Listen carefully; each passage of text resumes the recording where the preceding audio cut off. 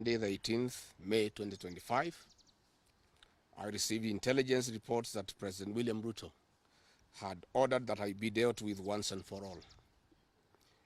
And since the goons sponsored by the state on several occasions had failed, police and other state security agencies had to come in.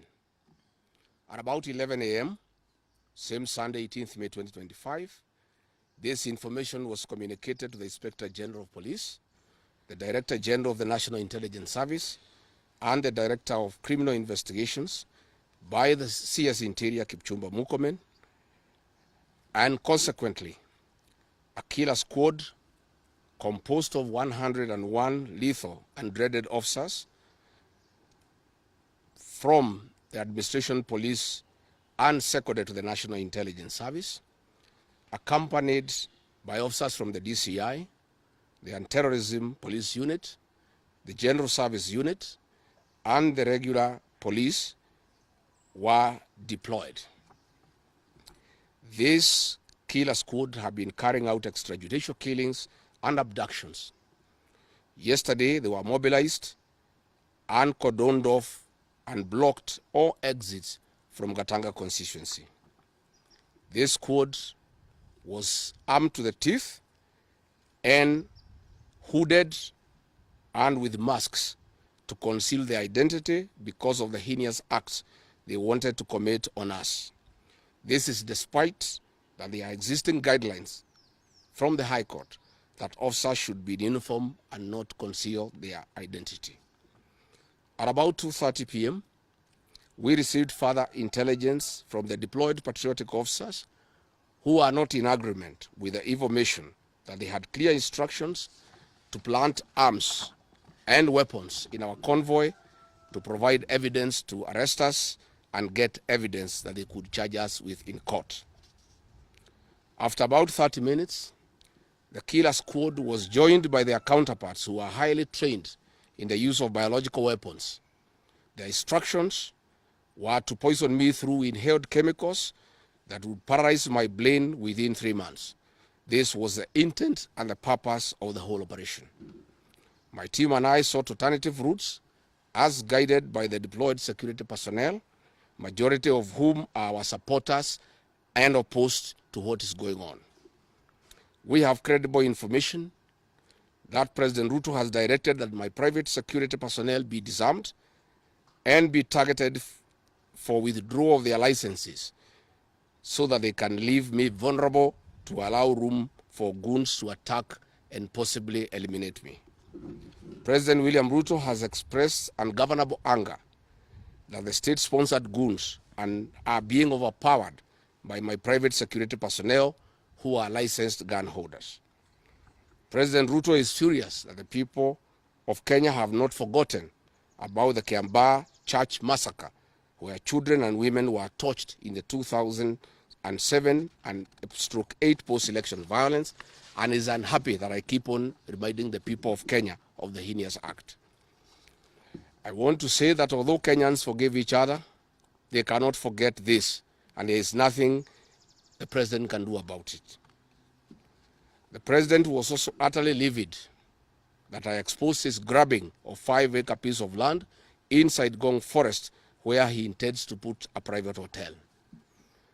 About my statement on post-election violence, this was a precautionary statement and not incitement. It is based on historical facts and past electoral experiences of 1992, 1997, and 2007 controversial elections that we must have a free and fair election in 2027. It is my civic duty as a leader to remind the IEBC, all agencies and institutions charged with election management, that they must deliver free, fair, verifiable, and credible election. I have heard the CS Interior and other pretenders to the throne claim that they will not allow political violence. I urge them to walk the talk. Since November 2024, political violence of great magnitude has been meted on me, my family, and my supporters. Not a single case has been prosecuted. For instance, on 28th November 2024, at a solemn funeral service in Limuru, Kiambu County, I was attacked by organized criminal gangs and a police escort. On 28th December 2024 in Shamata, Nyandarua, an inspector of police flanked by criminal gangs threw tear gas canisters at me. On 23rd March 2025 at ACK St. Peter's Cathedral in Nyeri, my convoy was attacked at a church compound by a known criminal gang under police escort. On 29th March 2025 in Naivasha town, we were attacked by the police. On 6th April 2025 at a church service in Mwik, PCA, hooded goons attacked us inside the church. We dismiss with contempt the loose talk by CS Interior that during the DCP party unveiling, where goons dared to cause chaos were fighting for handouts from us. These were state-sponsored, but fortunately, they were overpowered by security personnel and supporters. The CS has given instructions that instead of arresting the said goons, they disarm my security personnel to give goons free access to me and my supporters in future occasions. Let it be known that our party, DCP, has organic support, and we do not pay supporters to attend our meetings the way the government is doing to people to attend their meetings.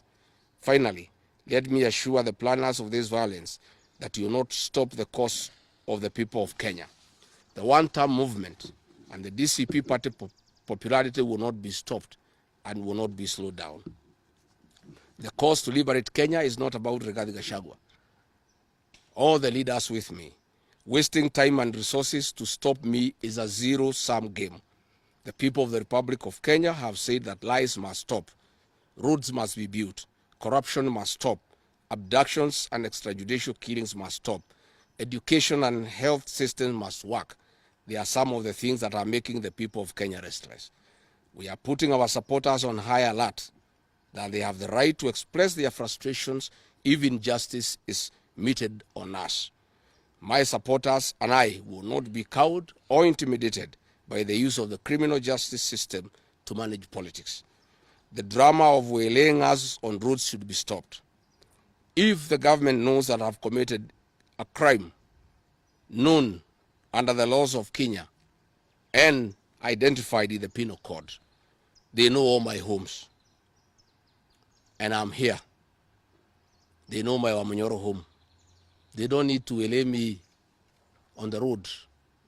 Let them just come here, and if you have committed a crime, they can come and arrest me and take whatever action that they want to take. That is the end of the statement. Iko swali? Yes. Yes.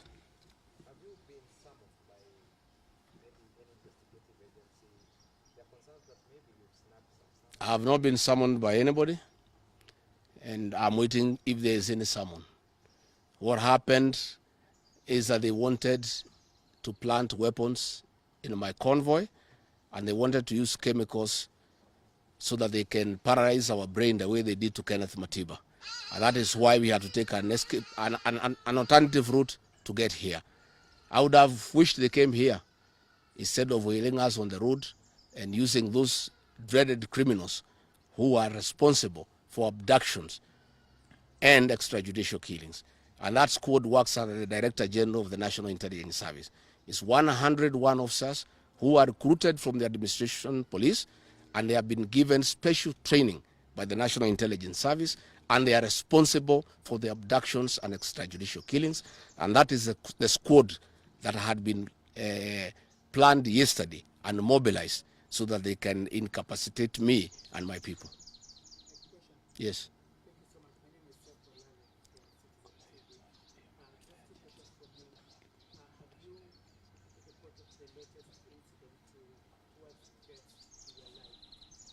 Report to who? These are the same people who want to kill me. How do you report to the people who are planning to poison your mind so that the brain can be paralyzed and then you become a vegetable? I cannot report. And I wrote to the Inspector General of Police and the Director of Criminal Investigations. Instead of answering the issues I had raised, told me to report to the next police station.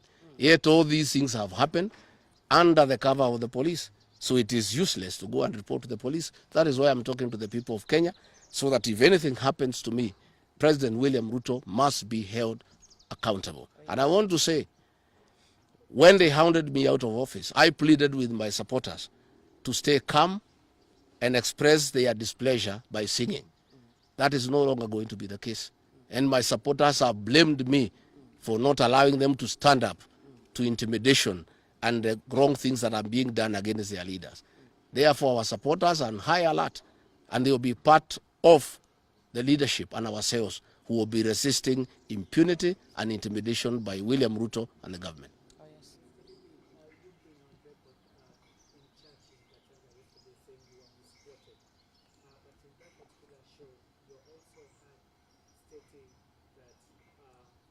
Should the elections be rigged in 2027, then it's going to be worse than how it was. I didn't say I was misquoted. I said the interpretation is wrong.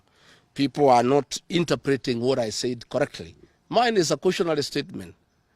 And history is very important. During the finance bill of 2024, I did caution President William Ruto and the cabinet that it will bring problems because I listened to the people of Kenya. When a member of parliament from Rift Valley says that even if the votes are not enough, they will know how to manufacture them. When another leader from Rift Valley say they can rule for 24 years. These are the things that have put the people of Kenya on notice, and people are speaking. Yes. And as a responsible leader, I must caution IBC that the people of Kenya are saying, please don't try. And we are saying we must draw parallels from history.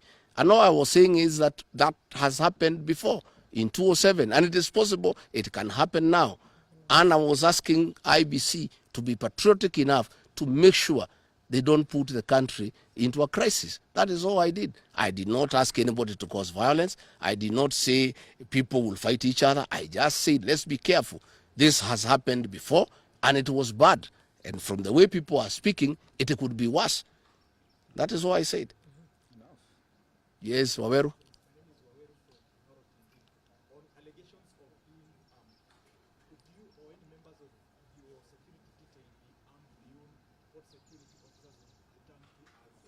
No, I am a licensed firearm holder. I've been licensed as a firearm holder from 1995. Officers who helped me are licensed firearm holders within the provisions of the law. We don't carry any illegal weapons. In this country, civilians are allowed to have firearms.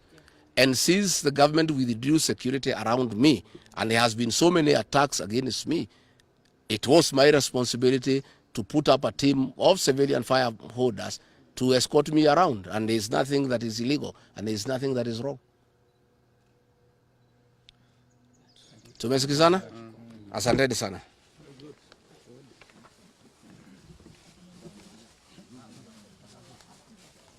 Karungo.